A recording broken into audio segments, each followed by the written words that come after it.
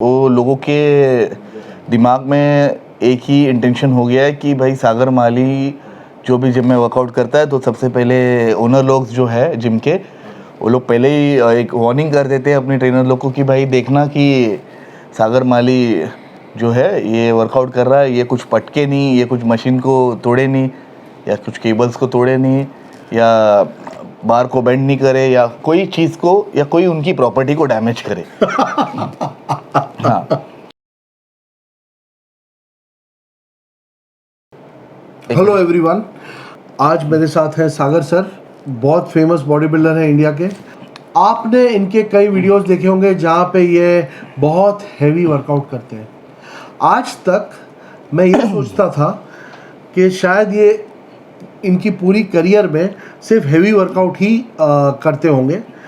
तो आज इनको मुझे पूछने का मौका भी मिल गया है कि आपके जितने वीडियोस देखते हैं उसमें आप 6 plate squat, 6 plate deadlift, 7 plate deadlift, heavy bench press, कितने सारे लोहे के बार अपने बेंड कर दिए हैं और कितने सारे जिम ओनर्स जो हैं वो आपको हमेशा याद रखते हैं। कहीं कहीं तो फोटो भी लगे होंगे आपके। अरे नहीं, फोटो तो नहीं लगे सर। तो ये आप ऐसा लाइट वर्कआउट करते हैं क्या कभी? हाँ सर, बिल्कुल करता हूँ मैं लाइट वर्कआउट। एक्चुअली वो लोगों के दिमाग में एक ही इंटेंशन हो गया है कि भाई सागर माली जो भी जिम में वर्कआउट करता है तो सबसे पहले ओनर लोग जो है जिम के वो लोग पहले ही एक वार्निंग कर देते हैं अपने ट्रेनर लोग को कि भाई देखना कि सागर माली जो है ये वर्कआउट कर रहा है, ये कुछ पटके नहीं, ये कुछ मशीन को तोड़े नहीं या कुछ केबल्स को तोड़े नहीं या बार को बेंड नहीं करे या कोई चीज़ को या कोई उनकी प्रॉपर्टी को डैमेज करे। हाँ, लेकिन ये सब तक बहुत ही गलत है। देखो, मैं जो चीज़ उठाता हूँ वो एक आयन है, जहाँ पे उसको पटकना है वहाँ ही मैं पटकता हूँ उसे। लेकिन लोगों के दिमाग में वो बैठ गया है कंपलसरी कि भाई ये आ रहा है मतलब भाई कुछ ना कुछ तो तोड़ेगा, ये करेगा, वो करेगा। खैर, हाँ। ये तो एक मिसकंसेप्शन था। हाँ। बट अभी मैं आपको स्ट्रेटली पूछता हूँ एक बहुत इम्पोर्टेंट सवाल जो बहुत सारे व्यूअर्स देखना चाहते होंगे या समझना चाहते होंगे कि हैवी वर्कआउट जितना इम्पोर्टेंट है उतना ही इम्पोर्टेंट है लाइट वेट वर्कआउट, जिसमें रेपिटेशन ज़्यादा होते हैं, जिसको हम बोलते हैं sarcoplasmic stimulation training. Heavy workout को जनरली कैटेगराइज किया गया है मायोफिब्रिलर हाइपरट्रोफी वर्कआउट में।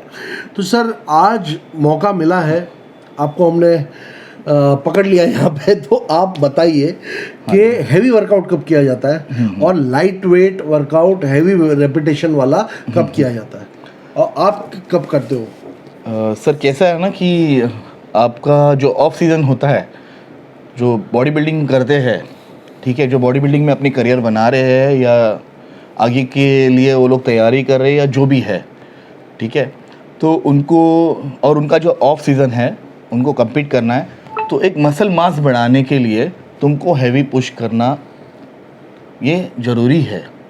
हाँ, लेकिन इतना भी हैवी नहीं पुश करना है जो आपके हिसाब से बाहर हो। ओके, यानी जॉइंट्स पे नहीं आना चाहिए, जॉइंट्स पे नहीं आना चाहिए, आपको कोई इंजरीज नहीं होनी चाहिए या आपके कोई बॉडी पार्ट में कुछ डैमेज नहीं होना चाहिए, सबसे पहली बात। और हाँ, दूसरी बात, हाँ, उसकी बात जो है दूसरी बात है कि अगर तुम वर्कआउट कर रहे हो, तुम हैवी कर रहे हो, तुम्हारी स्ट्रेंथ के हिसाब से आप उतना ही वेट उठाओ जितना आपको जाए। आप एक्स्ट्रा ऐड करके फिर पीछे से सपोर्ट लेके आधा बंदा पीछे वाला उठा रहा है, आधा बंदा आगे वाला उठा रहा है, ईगो लिफ्टिंग नहीं होनी चाहिए। लेकिन पब्लिक ने बहुत जन ने मुझे बोला है कि भाई तुम ईगो लिफ्टिंग करता है। लेकिन मैं ईगो लिफ्टिंग नहीं करता हूँ। पहली बात तो, अगर ईगो लिफ्टिंग करना होता तो मैं किसी को पीछे रखता या सपोर्ट लेके मैं 8-9 प्लेट भी मार लेता फिर तो। yes. हाँ, जैसे स्क्वाट में पकड़ के मारते हैं, लॉक करके, डेडलिफ्ट में सपोर्ट दे के मारते हैं आगे से या पीछे से, जो भी है। अगर आपकी कैपेसिटी जितनी है उतनी लिफ्ट करने की है, उतना ही वेट उठाओ और धीरे धीरे स्लोली उसको बढ़ाओ।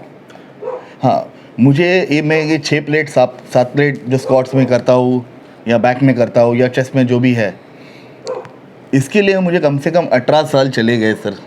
आज 17 to 18 ईयर्स हो गए मुझे इस फील्ड में। मैं 17 सालों से लिफ्ट कर रहा हूँ।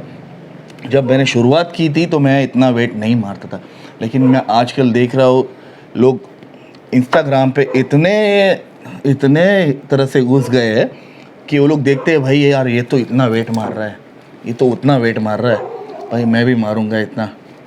अरे लेकिन तुम वेट मारने से पहले तुम्हारा फॉर्म देखो, तुम्हारा टेक्निक देखो। अगर तुम टेक्निक से चलोगे और फॉर्म से प्रॉपर से चलोगे तो एक्यूरेटली वो तुम्हारे मसल पे वर्क होगा। अगर तुम गलत तरीके से उसे उठा रहे हो और ज़्यादा सा सपोर्ट लेके उठा रहे हो उसको, तो तुम्हारा बिल्कुल से मसल बिल्डअप नहीं होगा।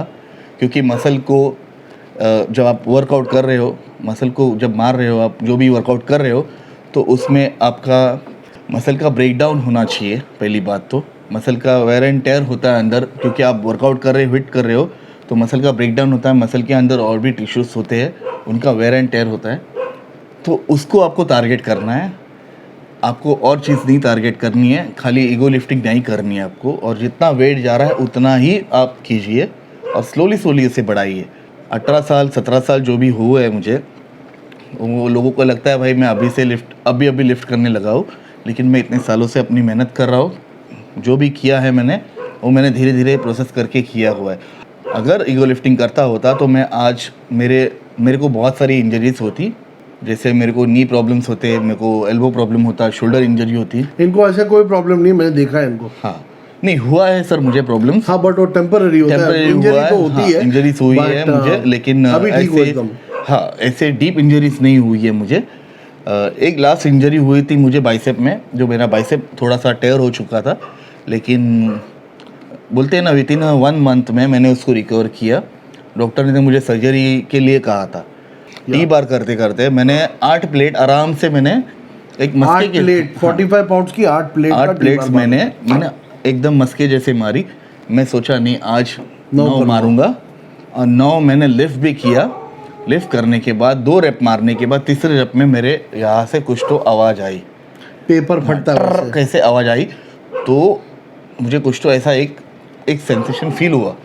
तो मैंने कहा कि भाई कुछ तो कटा है या कुछ तो टूटा है अंदर। मैंने छोड़ दिया। उसके बाद वितिन 15 मिनट में, वितिन 15 मिनट्स में मेरा हाथ कंप्लीटली पूरा काला हो गया था। My God. हाँ। यानी जब बाइसेप टेयर होता है तो आपका वहाँ का हाथ काला नीला पड़ जाएगा। राइट। वो आपको बाकायदा पता चलेगा, वहाँ पे स्वेलिंग जब भी तक आएगी। काला हो रहा है तब तक ठीक है, हाँ। लेकिन जब वो टर्न हो जाता है ब्लूइश टाइप में, हाँ तो it's a sign of the completely it is something tear inside, बड़ा टेयर है। And you have to compulsory go for a surgery. इसके लिए आपको सर्जरी करनी ही पड़ेगी क्योंकि ये बड़ा टेयर हो चुका है। Got it. अभी एक और बात, जब आप ये हैवी लिफ्टिंग करते हो उस दौरान, उस पीरियड में आपका डाइट कैसा था? क्या आप कम कैलोरी खाते हो कि आपका डाइट अच्छा खासा होता है? ये कार्ब लोडिंग कैसे, कार्ब्स इंक्लूड होते हैं आपके डाइट में उस समय? सर बहुत कुछ कार्ब लोडिंग होती है मेरी, अच्छी खासी कार्ब लोडिंग होती है। यानी बिना कार्ब लोडिंग के डिप्लीटेड स्टेट पे हैवी लिफ्टिंग करने से इंजरी होने के चांसेस है? बहुत है सर। क्या आपने कभी जिंदगी में बिना कार्ब लोडिंग किए या हैवी कार्ब्स खाए आपने हैवी लिफ्टिंग नहीं की कभी? नहीं ऐसा तो नहीं हुआ सर। जनरली कार्ब्स आप खाता ही हो। यस, यानी कार्ब्स नेसेसरी है जब आप हैवी लिफ्टिंग करते हो। कार्ब नेसेसरीज है आपको, और कैलोरी इंटेक्स बहुत अच्छी होनी चाहिए। दिन में मैं कम से कम नहीं बोले तो मैं कम से कम 3,500-4 हज़ार के आसपास में कैलोरीज खाने का। वाह।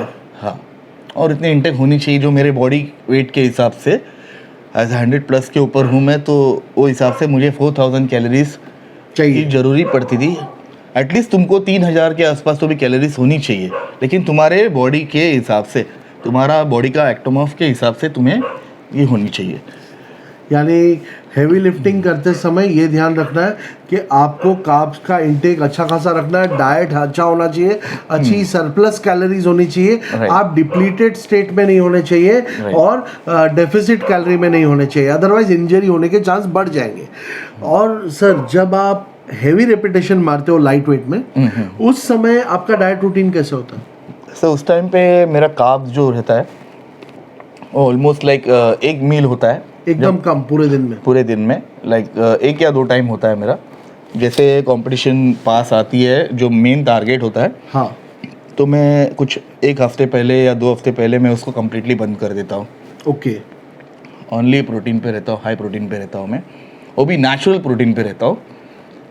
प्रोटीन इंटेक भी नहीं करता हूँ, जैसे प्रोटीन शेक पिया जाता है, लोग शेक पीते हैं, लेकिन मेरा फंडा कुछ अलग है।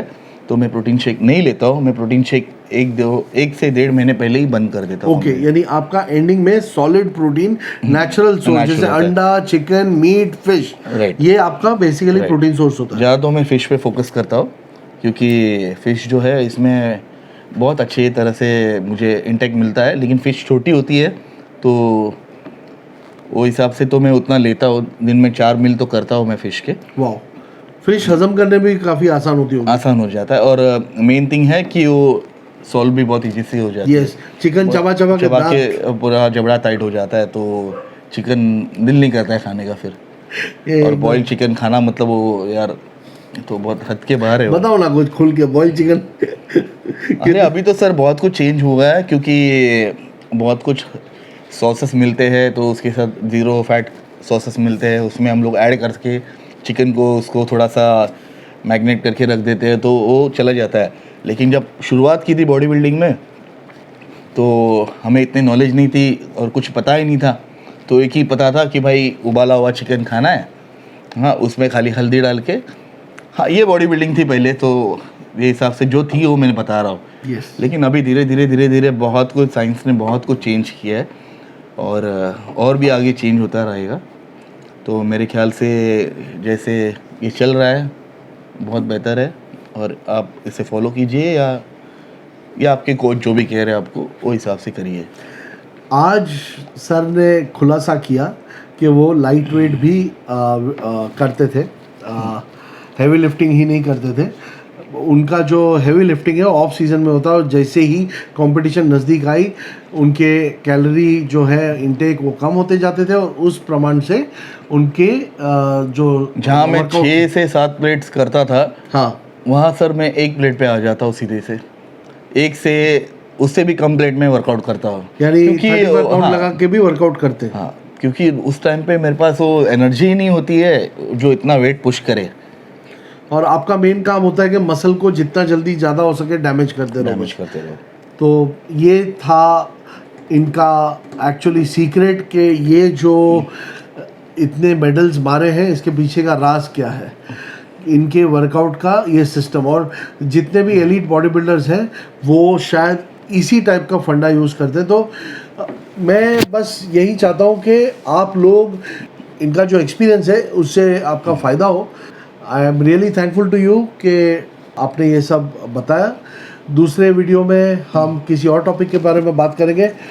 तब तक के लिए be safe, be strong and have a nice day.